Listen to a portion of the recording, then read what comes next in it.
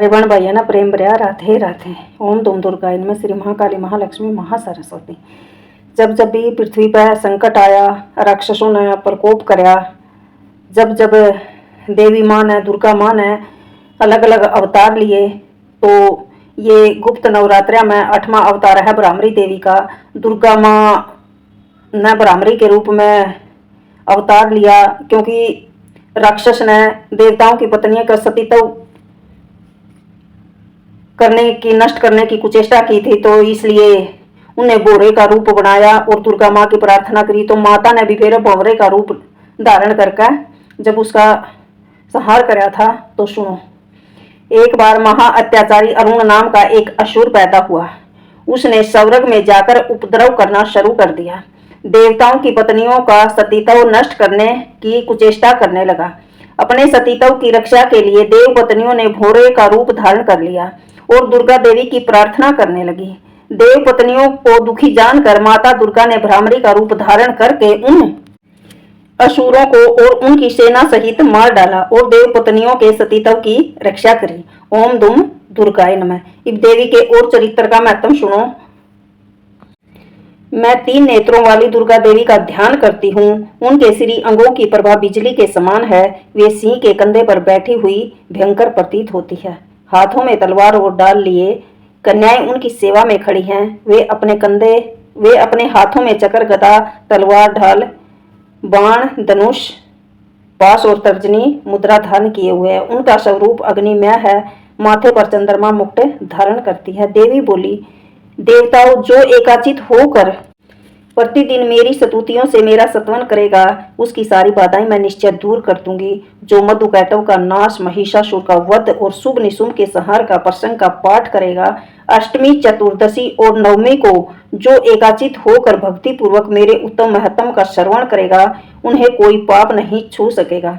उन पर पाप जनित आपत्तियां भी नहीं आएंगी। उनके घर में कभी दरिद्रता भी नहीं होगी तथा उनको कभी प्रेमी जनों का विछोह का कष्ट भी नहीं भोगना पड़ेगा। इतना ही नहीं, उन्हें शत्रु से, लुटेरों से, राजा से, शस्त्र से, अग्नि से तथा जल की राशि से भी कोई भय नहीं होगा। इसलिए सबको एकाचित होकर भक्ति पूर्वक मेरे इस महत्म को सदा पढ़ना और सुनना चाहिए। यह परम कल्याणकारी है। मेरा महत्म महामारी जनित समस्त उपद्रवों तथा आध्यात्मिक आदि तीनों प्रकार के उत्पातों को शांत करने वाला है। मेरे जिस मंदिर में प्रतिदिन विधि पूर्वक मेरे इस महत्म का पाठ किया जाता है, उस स्थान को मैं कभी नहीं छोड़ती। वहाँ सदा मेरा ही सन्निधान बना रहता है। बलिदान, पूजा, होम तथा महोत्सव के अवसरों पर मेरे इस चरित्र का पूरा पाठ करना चाहिए और पूरा सुनना चाहिए। ऐसा करने पर मनुष्य विधि को जानकर या बिना जाने भी मेरे लिए जो बलि, पूजा, होम आदि करेगा, उसको मैं बड़ी प्रसन्नता से ग्रहण करूंगी। शरत काल में जो वार्षिक महापूजा की जाती है, उस अवसर पर तो जो मेरे इस महत्म का भक्ति पूर्वक सुनेगा, वह मनुष्य मेरे प्रसाद से सब बाधाओं से मुक्त हो जाएगा और धन, धान्य एवं पुत्रों से संपन्न होगा। इसमें तनिक भी संदेह नहीं है। मेरे इस महत्म में मेरी प्रादुर्भाव की सुंदर कथाएं तथा युद्ध में किए हुए मेरे पराक्रम सुनने से मनुष्य निर्भय हो जाता है। मेरे महत्म का श्रवण करने वाले पुरुषों के शत्रु भी नष्ट हो जाते हैं। उन्हें कल्याण की प्राप्ति होती है तथा उनका कुल आनंदित रहता है। सर्वत्र शांति क्रम में बुरे शौपन दिखाई देने पर भी तथा ग्रह जनित भयंकर पीड़ा उपस्थित होने पर भी मेरा महत्म श्रवण करना चाहिए। इससे सब विघ्न तथा भयंकर ग्रह पीड़ाएं शांत हो जाती हैं और मनुष्य द्वारा देखा हुआ दुःस्वप्न शुभ स्वप्न में परिवर्तित हो जाता है। बाल गर्भों में आक्रांत हुए बालकों के लिए यह महत्म शांतिकारक है। मनुष्य के संगठन में फूट होने पर यह अच्छी प्रकार मित्रता कराने वाला होता है। यह महत्म समस्त दुराचारियों के बल का नाश करने वाला है। इसके पाठ मात्र से राक्षस, भूतों और पिशाचों का नाश हो जाता है। मेरा यह सब महत्म मेरे समीप की प्राप्ति कराने वाला है। सब प्रकार से पुष्प, अर्थ, धूप, दीप, गंध आदि उत्तम सामग्रियों द्वारा पूजन करने वाले ब्राह्मणों को भोजन कराने से, होम कराने से, मंदिर प्रतिदिन अभिषेक करने से, नाना प्रकार के अन्य भोगों का अर्पण करने से तथा दान देने से 1 वर्ष तक जो मेरी आराधना की जाती है, उससे मुझे जितनी प्रसन्नता होती है, उतनी प्रसन्नता मेरे इस उत्तम चरित्र का एक बार श्रवण करने मात्र से होती है। यह मातम श्रवण करने पर पापों को हर लेता है और आरोग्य प्रदान करता है।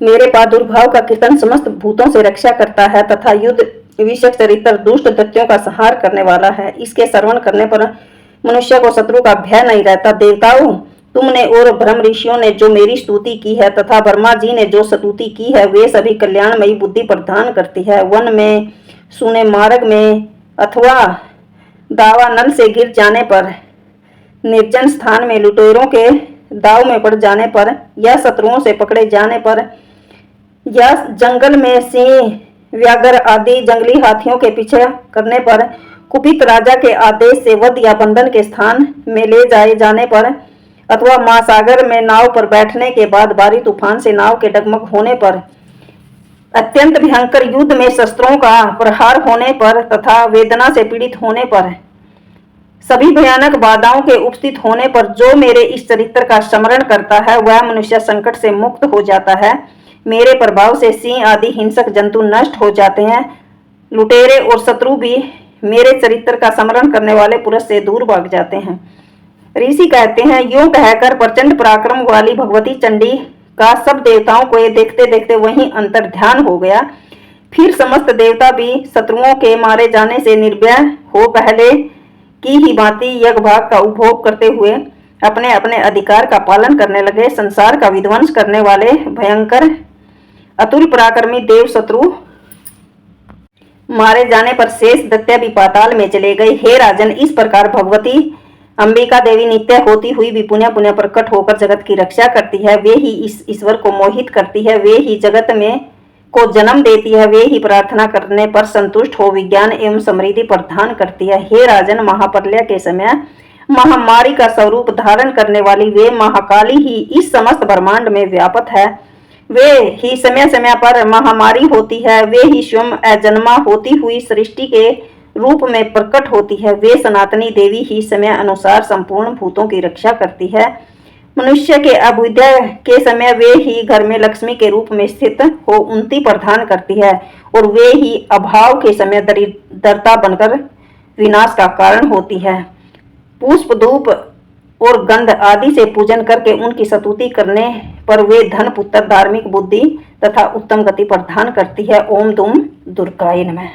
एक भगत ने के कही अपनी माँ दुर्गा तय सुनो। हे भवानी, जो अपने अंगों में चिंता की राख बभूत लपेटे रहते हैं, जिनका विष ही भोजन है, जो नग्न रहने वाली दिगंबधारी है, मस्तक पर जटा और कंठ में नागराज वासु की जो हार के रूप में माला धारण करते हैं, जिनके हाथ में कपाल भिक्षा पात्र शोभा पाता है, ऐसे भूतनाथ पशुपति भी जो एकमात्र जगदीश की पदवी धारण करते हैं, इसका क्या कारण है? यह महत्व उन्हें कैसे मिला? यह केवल तुम्हारे पाणी ग्रहण की पारिपाटी का फल है। तुम्हारे साथ विवाह होने पर ही उनका ये महत्व बढ़ गया। मुख में चंद्रमा की शोभा धारण करने वाली माँ, मुझे मोक्ष की इच्छा नहीं है, संसार के वैभव की अभिलाषा नहीं है, न विज्ञान की अपेक्षा, न सुख की आकांक्षा। अतः तुम्हारी मेरी यही याचना है, मेरा जन्म मर्दानी, रुद्रानी, शिव शिव भवानी इन नामों को जप करते हुए बीते मेरी माँ। हे माँ श्यामा, नाना प्रकार की पूजन सामग्रियों से कभी विधि पूर्वक मैंने तुम्हारी आराधना पूजा नहीं की है। सदा कठोर भाव का चिंतन करने वाली मेरी वाणी ने भी कौन सा अपराध नहीं किया होगा। हे माँ, फिर भी तुम स्वयं ही प्रयत्न करके मुझ अनाथ पर जो कृपा दृष्टि रखती हो। हे माँ, यह तुम्हारे ही योग्य है। तुम्हारी जैसी दयामयी माता ही हो सकती है, जैसे दयामती माता ही मेरे जैसे कुपुत्र को आश्रय दे सकती है। हे मेरी दुर्गा माँ, आपके चरणों में कोटि कोटि नमन। ओम दुम दुर्गाय नमः। मेरे सारे बाण भाइयों के घर में सुख शांति समृद्धि यश कीर्ति माँ सब देना। राधे राधे। ओम दुम दुर्गाय नमः। शिवाय। ओम नमः शिवाय।